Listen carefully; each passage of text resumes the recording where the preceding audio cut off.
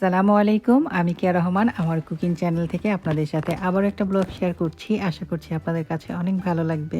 যারা হচ্ছে আমার অলস ব্লগিং দেখার জন্য অপেক্ষায় থাকেন তাদেরকে অনেক বেশি ধন্যবাদ। যেকোনো কাজেই দেখবেন প্রথম খুব আগ্রহ জাগলেও ধীরে সেই কাজগুলোর ক্ষেত্রে কিন্তু আগ্রহ হারায় যায়। প্রথম কিন্তু আমি প্রচুর আপলোড দিতাম ভিডিও, এখন কিন্তু অনেকটাই কমে গেছে। ধীরে আসলে কাজের আগ্রহ হারায় যেতেছে। আর এর সাথে যুক্ত হইতেছে ব্যস্ততা, সারাদিন থাকি ব্যস্ত।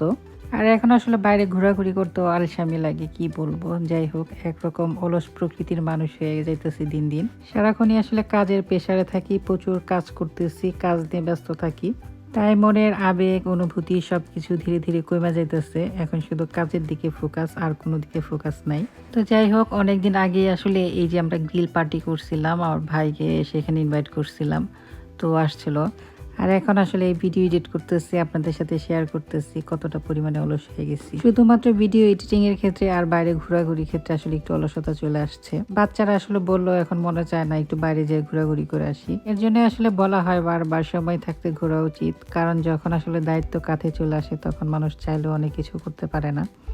আর বার্ধক্য চলে আসলো তখন তো আসলে মানুষ শুধু হসপিটালেই দৌড়াদৌড়ি করে। দেখা গেছে সেটা তার অপ্রিয় হলেও সেটাই তার জন্য প্রিয় স্থান হয়ে যায়। না যাইতে চাইলেও আসলে সেখানে যাইতেই হয়, কিছুই আসলে করার থাকে না। যাই হোক, পরিবারের সবাইকে নিয়ে সুন্দর একটা সময় কাটাতেছিলাম, খুবই ভালো লাগতেছিল, খুবই আনন্দ লাগতেছিল। বিদেশে আসলে একসাথে সবাই মিলে সময় কাটানোটাও অনেক ভাগ্যের ব্যাপার, কারণ এখানে সবাই এত বেশি পরিমাণে ব্যস্ত, একসাথে আসলে দেখাই হয় না।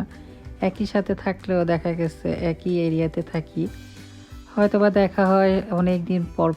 সব মানুষ আসলে কাজের ব্যস্ততায় থাকে। তো এই যে এখানে খাবারের প্লেটটা খুব সুন্দর মতো সাজায় একটু ছবি তুললাম।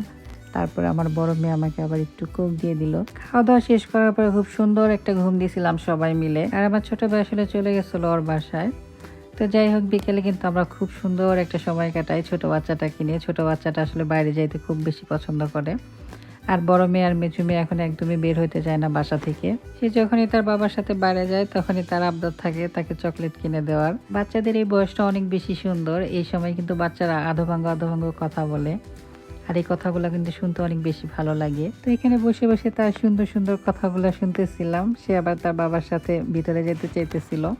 সেখানে গিয়ে আর কি সে দেখবে কি আছে। সে সব বোনদের চাইতে একটু বেশি পাকনা বুড়ি, একেবারে সবকিছুই আর কি বুঝে। এই বয়সে অনেক বেশি বুঝে।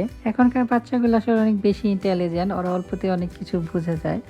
এই বয়সে আসলে দেখা গেছে তারা অনেক কিছু জানে, যেটা আমরা অনেক পরে গিয়ে শিখি। আমার আর আপনাদের ভাইয়ার হচ্ছে এই জায়গাটা অনেক বেশি পছন্দ। সময় পেলে আসলে চলে আসে এখানে। এক কাপ কফি খেতে বুড়ি আসলে সুখ দুঃখের আলাপ করি, কত পুরানো স্মৃতি যে মনে করি। তো এই তো ছিল আমাদের আজকের একটা ছোট্ট ব্লগ, যেটা আপনাদের সাথে শেয়ার করলাম। আশা করি আপনাদের কাছে ভালো লাগছে। আমার জন্য, আমার পরিবারের জন্য দোয়া করবেন। আবারও নতুন ব্লগ নিয়ে আপনাদের মাঝে হাজির হয়ে যাব। ততক্ষণ পর্যন্ত সবাই অনেক ভালো থাকবেন। আসসালামু আলাইকুম।